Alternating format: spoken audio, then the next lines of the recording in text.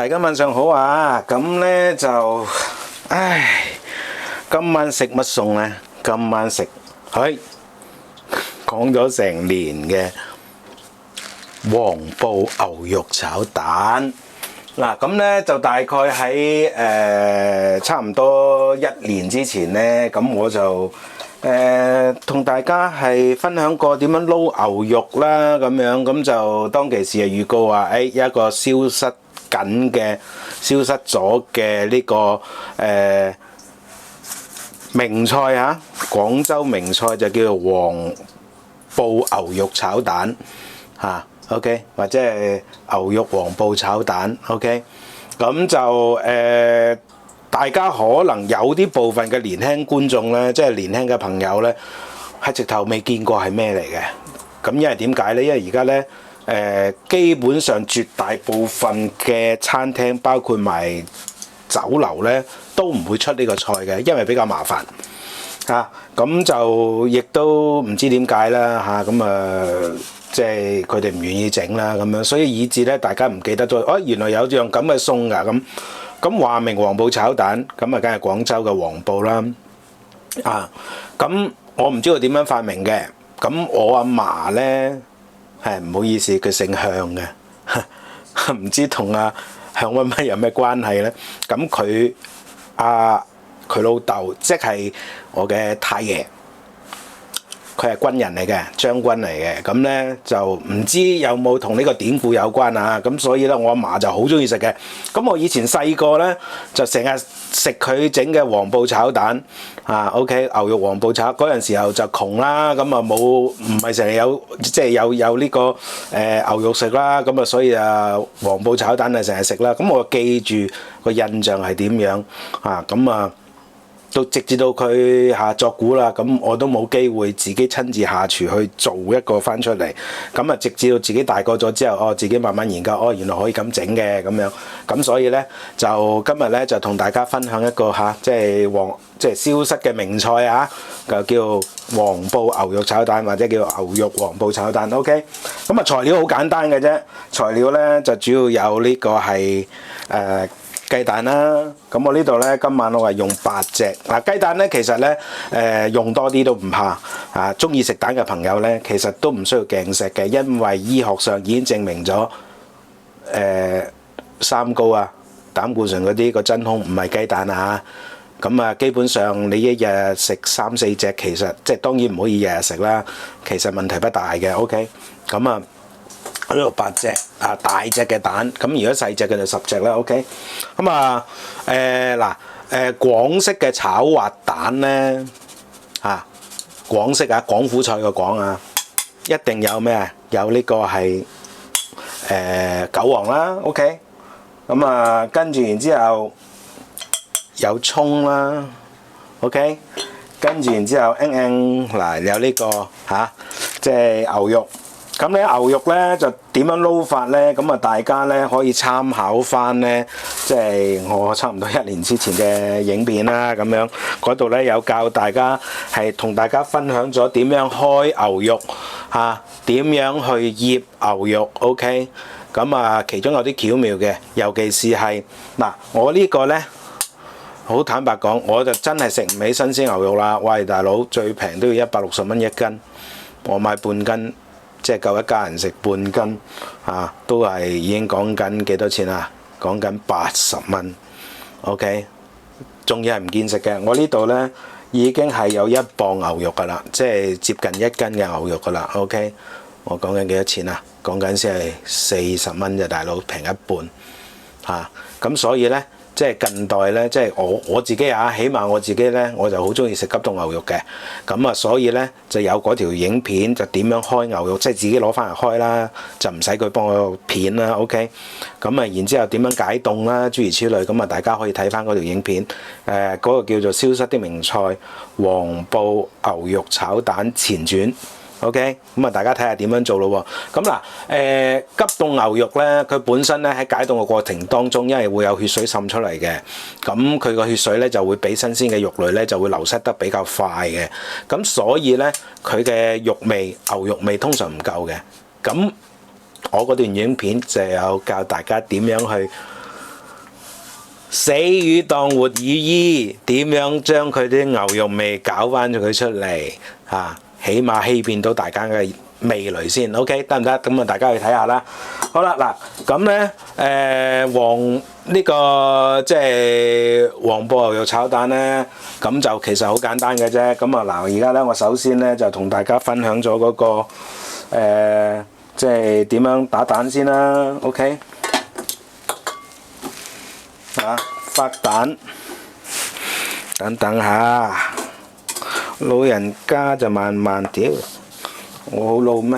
今年先50歲啫嘛，我仲同我啲仔啲朋友打成一片，我仔玩乜我又玩乜。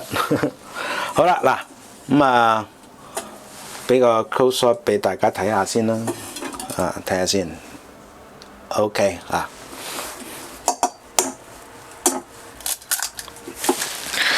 咁啊打蛋中意自由式唔好睇我，唔好以為我好瀟灑。OK。其實我都係習慣成自然嘅啫，工多藝熟。咁啊，大家如果唔慣咁樣單手打蛋呢，咁啊雙手其實冇乜所謂嘅。OK。嗱咁我介紹下呢蛋啊。咁呢蛋呢，我呢個呢嗱，燒晒個頭啦，有蛋殼跌咗落去。咁呢，我呢蛋呢就係用嘅係湖北嘅紅心蛋，咁啊而家大概40零蚊一排到啦。咁約略咧就比一般香港慣用嘅泰國蛋咧就貴3幾蚊。OK 咁點解我要用紅心蛋呢？嗱，咁啊，我就同大家介紹下啦。咁其實蛋咧就有分好多類嘅 ，OK， 有白蛋啦，有黃蛋啦。咁黃蛋當中咧都有分深淺色嘅喎，嗰個蛋黃。咁我而家用緊嘅咧就係比較深色嘅湖北紅心蛋。咁點解我要用紅心蛋呢？嗱，蛋係會有分兩類嘅，一種咧就愛嚟煎好食嘅，咁通常嗰啲咧就係白蛋，即係譬如話美國嘅力康蛋啦 ，OK，咁嗰啲白蛋咁啊煎起咧煎荷包蛋咧就好好食嘅 ，OK，因為佢又比較容易煎，同埋咧白蛋咧個身蛋白咧係比較刁結一啲，佢咧就硬身一啲，咁咧就冇咁容易煎破皮嘅，即係冇咁容易煎穿黃嘅，咁所以咧。白蛋咧就通常啲廚師咧就攞嚟做煎蛋，咁但係如果你攞嚟做中式嘅，譬如話炒飯炒蛋嗰啲咧，我就強烈建議大家用黃蛋咁而且咧就係用一啲所謂嘅紅心蛋 ，OK， 咁嗱紅心蛋咧馬來蛋都有紅心蛋嘅 ，OK， 咁但係如果你話講蛋味咧，同埋嗰個顏色嚟講咧。就湖北嘅紅心蛋，嗱我燒晒個頭啦，我攞翻個蛋殼出嚟先 ，OK。即係有陣時候係咁噶啦，入廚即係唔係話100%保證一定成功嘅 ，OK。呢個亦都係入廚嘅好處，好玩嘅地方。的唔嚟等我一陣啊！即係啲蛋殼咧，一旦跌咗落去嗰啲蛋白嗰度咧，就比較麻煩。OK， 好嗱，咁啊而家打咗蛋啦，咁咧就強烈建議大家啦，如果攞嚟係做蒸水蛋或者炒飯或者炒蛋咧，就強烈建議大家咧就用紅蛋。紅蛋咧佢通常個蛋味咧就會濃一啲嘅，咁同埋咧，如果你用咗一啲佢。標明話係紅心蛋，即係一定係紅，即係個顏色比較紅嗰啲，即係比較黃嗰啲咧。咁咧嗰啲雞蛋咧就更加適合攞嚟炒，因為炒出嚟個樣靚啊嘛。OK， 嗱咁呢度8隻蛋，咁首先咧我哋係發之前咧就落少少鹽啦，咁因為咧等陣間咧個牛肉炒蛋我完全唔落調味嘅，咁所以咧呢個時候咧我哋需要咧就係落重手少少啦，8隻蛋大概係2/3茶匙啦。嘅鹽啦，咁要落嘅就係好即係飛耳，俾人成日飛耳嘅雞蛋炒蛋，做咩要落呢個雞粉咁其實嗱雞粉半殼啦 ，OK，咁就跟住然之後咧就胡椒碎啦，又係啦，胡椒碎咧你一般嚟人咧就會係用，即係都會係用呢個胡椒粉啦。咁我就中意用胡椒碎嘅，因為點解咧？講咗好多次，因為佢清啲，冇咁濁。好啦，完咯喎，係咪啊？嗱，咁呢度成日都有人非議話，你做咩炒蛋要落雞粉啊？或者係醃蝦做咩要整海鮮做咩要落雞粉？嗱，雞粉嘅作用咧就好多種嘅。OK，咁我先而家講，既然炒蛋，我就講炒蛋嘅嘢啦。咁炒蛋咧點解要落雞粉啊？因為唔係隻雞蛋都係最 fit 嘅狀態，我呢隻係 cheap 蛋嚟嘅咋，已經係排名第二、第三最低㗎啦。你估係嗰啲可以生食嗰啲日本雞蛋咩？嗰啲就梗係唔需要落雞粉啦。OK，咁咧如果你話一般炒蛋嘅話，即係一般嘅雞蛋嘅話，咁其實你係可以落啲雞粉落去增下味嘅，尤其是清炒嘅時候。OK， 得唔得？即係等於咩咧？等於喂，你北海道牛魚炒蛋，你都落牛魚啦。好啦，嗱，跟住然之後講起牛魚啦，而家我落油啦。跟住然之後嗱，大家係咪見我落好多？又俾人話，哇！你倒成碗油落去啊！嗰啲蛋邊度好？邊度健康啊？大哥阿大姐，即係其實我想講嘅咧，就係大家去餐廳好中意食嘅名物，譬如話北海道牛魚炒蛋，嗰啲冇油咩？嗰啲牛魚係咩嚟㗎？全脂牛奶嚟㗎。哇！落幾多牛奶啊？喂，佢唔單止淨係油啊，仲有其他嘅膽固醇脂肪OK， 得唔得？咁所以咧，即係大家就唔好介意，我又做咩落雞粉，做咩落咁多油？大家都知嘅，落油做乜嘢啊？可以令到佢更加滑啊嘛。OK， 得唔得？咁咧就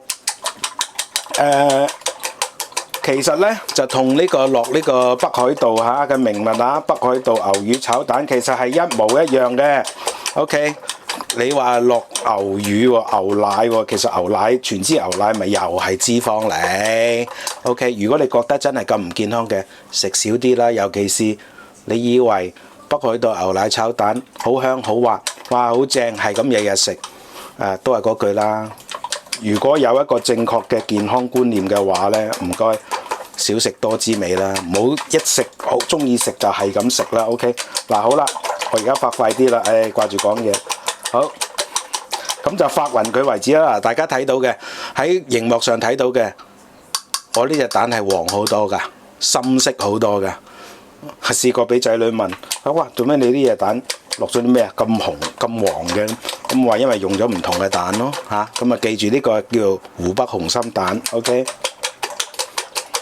好啦，嗱咁啊發勻，而家主要就係發勻啲味啦，跟住然之後發勻咗之後咧發勻咗之後咧就落呢個係韭黃啦即係大家唔好話咁介意，有陣時候我咁多嘢講，其實有陣時候我會講下歷史啊，講下呢道菜式有咩特色啊，講下呢道菜嘅歷史啊，咁啊當中亦都會牽涉到一啲嘅即係烹飪嘅技巧啊。咁嗱，落完韭黃之後咧就落葱啦。OK， 咁啊大家希望大家唔好介意，同埋咧有陣時候我會講下啲健康之道，即係有陣時候你唔好見人哋落多油就一定唔健康先得㗎。真正嘅健康之道係乜嘢？均衡飲食。你大家見我嘅道路餸一定有菜嘅。OK， 食飯一定要有菜嘅，炒個粉我都會放菜譬如話最近我咪整咗啲咩炒麵啊，或者係湯麵上嚟嘅嗰啲影片，大家見到我係咪落好多菜啊？因為點解咧？菜咧係可以幫助吸收營養，同埋咧係幫助大家明㗎啦嗰啲嘢就唔講啦，去廁所用嘅。OK， 得唔得？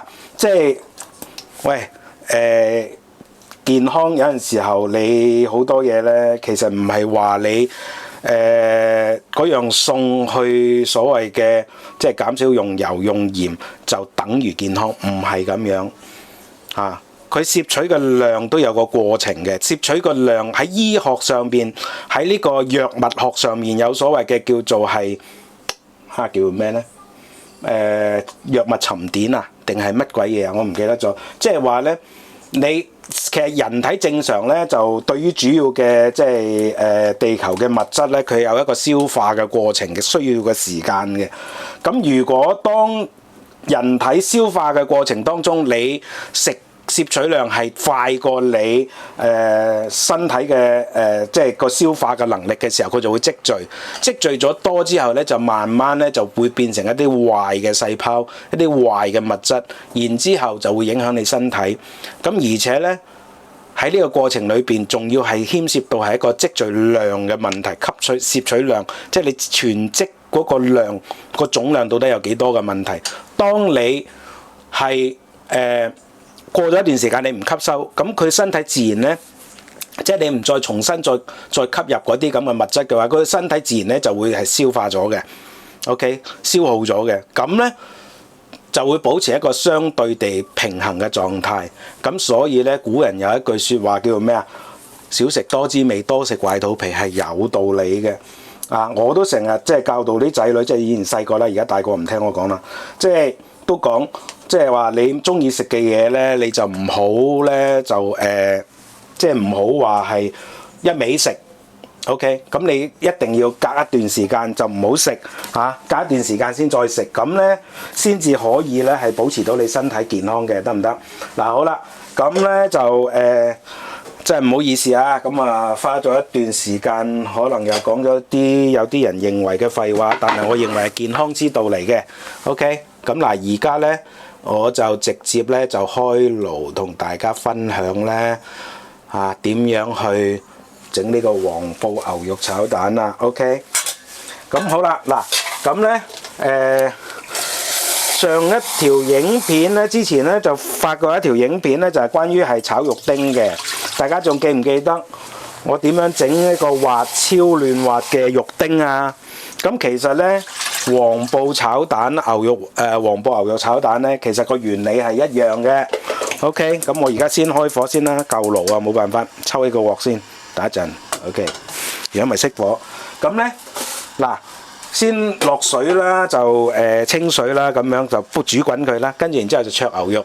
大家可以喺呢個時間咧，就個腦裏邊重溫一下我同大家分享嘅嗰條係炒肉丁呢個製作呢個超滑肉粒豬肉粒嘅一個方法。咁呢個咧灼呢個係黃埔牛肉炒蛋，呢個灼牛肉咧個做法係一模一樣嘅。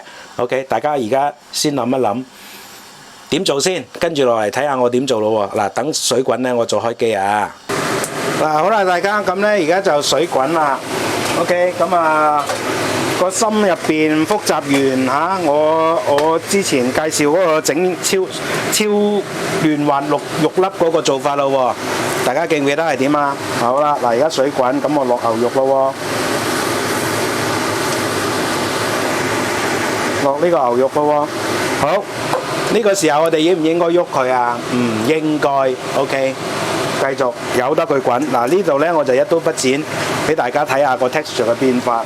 咁呢度大概係需要牛肉咧就比肉粒咧就快時間熟啲嘅，咁同埋咧個需求嗰個生熟程度咧有分別嘅。牛肉咧少少生食冇所謂，豬肉啊生食就一定係唔得嘅。OK， 好啦。記住咧，就係你想要係即係整一個嫩滑嘅肉片咧，或者肉粒咧，第一時間落去飛水嘅時候，可唔可以喐佢啊？係唔可以。OK， 咁而家咧就等佢啦，等佢咧煮一陣。咁煮一陣之後咧，烚一陣之後咧，咁嗱而家開始個邊邊開始滾啦，咁啊唔理佢啦我咁咧就先等咧黏喺嗰啲肉嘅表面嘅生粉係凝結咗先。如果我哋係太快去攪佢嘅話咧，咁嗰啲生粉咧因為未凝結咧，佢就好容易脫落嘅。一脫落咗，咁咧嗰啲肉咧就會嘅表面就會暴露喺空氣或者係水嘅面前㗎啦。喺咁嘅情況之下，嗰啲肉咧就好容易過腦，好容易鞋口，同埋會有水分流失嘅，得唔得？咁所以咧，我哋一開始唔喐佢。好啦，嗱，而家開始慢慢滾啦喎，越滾就越近個心啦。好啦，呢個時候咧，我哋開始喐佢啦。嗱，呢啲肉片咧，個邊邊散咗嗰啲肉片咧得㗎啦，所以咧一字要撈翻起佢啊。OK， 要即係一路煮就一路撈翻起佢，得唔得？就唔好等全部熟啦。牛肉咧就呢方面嘅注意嘅 ，OK 得唔得？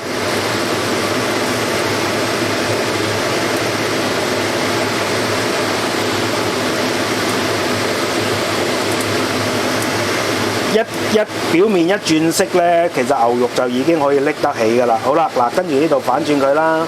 OK， 嗱呢個時候咧，我哋就可以即係攪散啲牛肉啦。嗱，佢黐住咧，你唔好，如果佢繼續黐咧，你唔好夾硬去即係去攪散佢喎。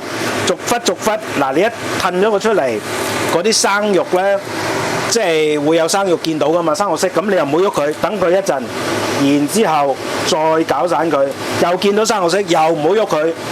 OK， 嗱，灼牛肉就有呢個咁嘅少少嘅竅門嘅，咁咧就可以令到咧所有牛肉咧個肉質咧就保持嫩滑㗎啦。嗱，當我哋攪散晒所有之後咧，即刻熄火。你見到所有都鬆晒啦，即刻熄火。OK。嗱呢個時候咧，嗰啲牛肉其實就已經食得啦。我試下先。哇，好爽滑。大家聽唔聽到我啲聲啊？油嘢嗰啲聲啊，係絕不含糊嘅，即係話咧，我一咬就斷嘅。大家有冇食過呢啲？即係成日食到呢啲咁嘅嫩滑牛肉啊 ？OK， 得唔得？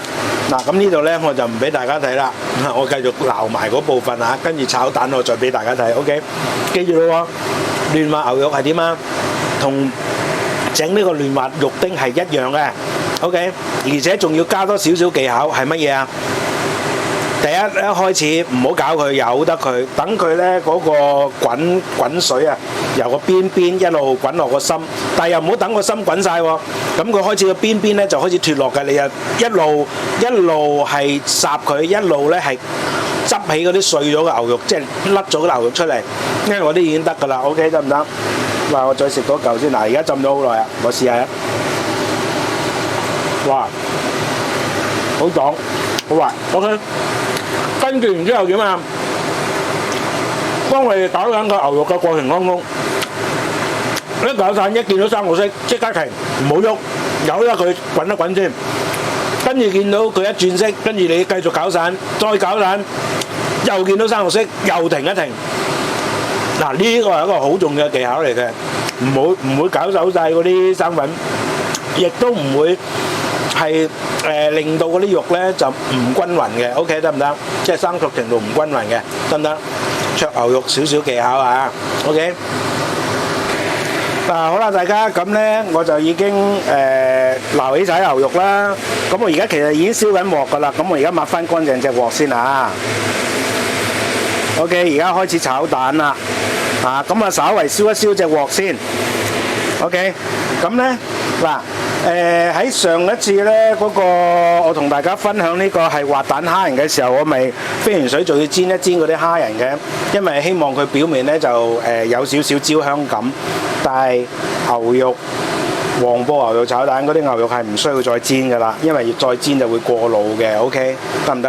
嗱，我呢度要講一講蝦咧，其實咧有少少過老咧係唔緊要嘅。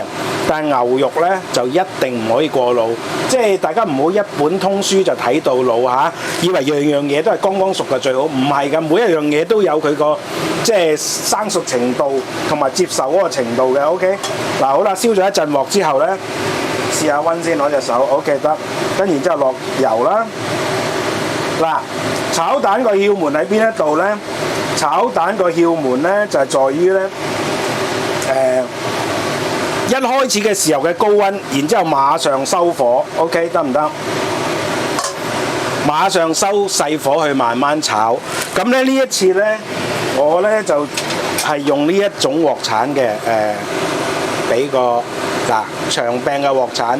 點解咧？因為等陣間咧炒滑蛋，我會用一個特別嘅技巧。嗱，大家會成日問啦，哇！你炒個滑蛋，你做咩搞個咁複雜嘅嘢？其實炒蛋係有分㗎 ，OK？ 你炒滑蛋同你炒普通炒蛋咧係唔一樣嘅。炒滑蛋係唔可以反轉嚟炒嘅，炒蛋咧就可以反轉嚟炒嘅。得唔得？好啦，咁嗱，而家呢個時候咧夠熱咯喎，大家聽唔聽到嗰啲聲啊 ？OK， 好嗱，呢個時候咧馬上收細火啦，跟住馬上落埋啲牛肉落去。嗱，好快手㗎咋？嗱，先頭我講啦，炒滑蛋咧就唔可以係反住嚟炒嘅 ，OK， 得唔得？嗱，而家咧我收到最細燈芯火啦，咁先頭係用緊大，啱啱落鑊嘅時候係用緊大火嘅 ，OK， 咁呢個時候咧，我哋就不斷係咁同心圓去攪佢啦，千祈喎喺呢個過程當中唔好反轉啲蛋嚟炒喎，如果反轉啲蛋嚟炒就唔係炒滑蛋噶咯喎 ，OK 得唔得？嗱，而家咧只係利用隻鑊嘅餘溫去整熟嗰啲蛋 ，OK， 就同上次咧同大家去分享嗰個蝦仁炒蛋滑蛋炒蝦仁咧係一模一樣嘅 ，OK。嗱，而家咧可以開翻大少少火，咁就等佢快速啲凝結嚇。記住喎，係點啊？攞隻鑊鏟撩，捲，咁咧就可以捲出個薄布狀嗰啲蛋咧有個皺紋喺入邊，咁就會係有嗰種薄布嘅感覺，所以點解叫黃布炒蛋？到底嗰個黃布炒蛋個布字咧係即係廣州黃埔個布啊，黃埔軍校個布啊，還是係即係薄布個布咧？我都唔識分啊。OK， 好啦，嗱呢一次咧就炒得咧比上一次嗰個係即係嗰個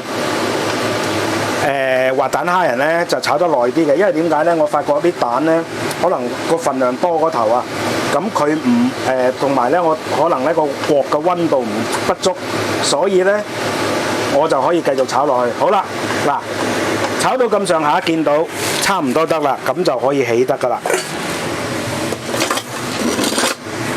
好，俾大家睇下個效果先嚇。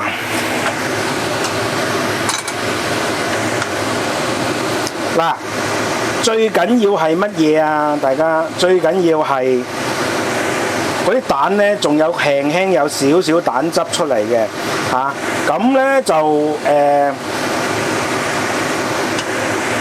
嗰啲韭黃咧就唔需要炒到全熟嘅。大家可能會話：哇，呢度有冇搞錯咁生嘅乜嘅咁樣？